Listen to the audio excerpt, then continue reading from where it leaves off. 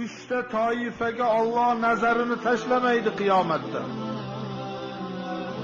3 xil kimsaga Alloh qiyomatda nazarini ham tashlamas ekan. Sen meni bandammisan degan bir u savobi boshqasini qo'yavering. Sen meni bandammisan degan bir nazar tashlanmas ekan. 3 toifa odam. Shuni birinchisi ota-onaga oq bo'lgan. Shuni men yoshlarga aytib qo'ying. O oq qildim deb qarg'ashi shart emas. Yig'latdingizmi? Bir piyola aroqni ota-onadan ortiq ko'rib, sani gapingni deb haligini ovardingizmi? Oq bo'lib qoldingiz, birodar. Ota-ona men norizoman shuni qilsang deb turibdi. Chinqiratib qivordingiz. Qarg'ash shart emas. Oq bo'ldi. Siz o'ylaysizki, oq qildim, ko'k qildim deb o'tiradi deysiz. Ana shu yig'latdimi, onaga do'q qildimi, so'kdimi, otani yoqasidan ushladimi, otaga fezlandimi, adoy tamom bo'ldi.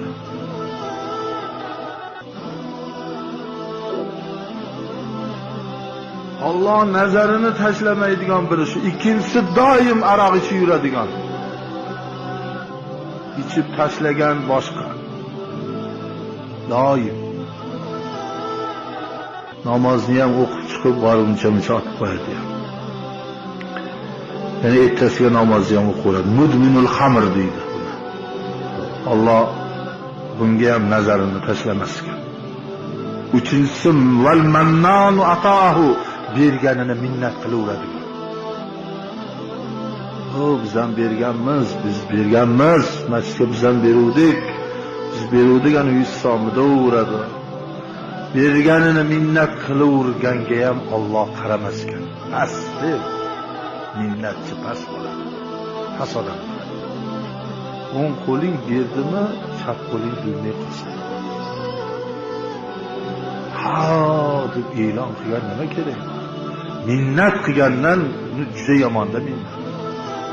Qusuvni qusib yana yalagan bilan baravar. Itga o'xshaydi. Berganini minnat qilgan.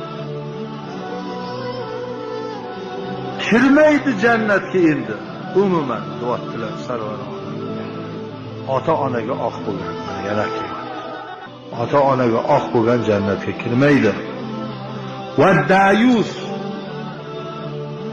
Dayus ham jannatga kirmaydi. Choy ichib o'tiribdi bolalari bilan. Ha, kelin qani, xotiniz qani? Emiratga ketgan tijoratga. Tijoratga ketgan. Siz choy ichib o'tiribsizmi? Barakalloh. Xotinini uzoq joylarga ketishiga rozi bo'lgan, nomahramlar bilan yakka yolg'iz qolishiga rozi bo'lgan, nomahramlar bilan safarga ketganiga rozi bo'lib o'zi kuzatib qo'ygan erkakni otini dayus deydi. Xotinni ishlatib, xotinni puliga foyda ko'radiganni dayus deydi. Yevropada alfons deydi. Xotin foydasiga hayot kechiradi.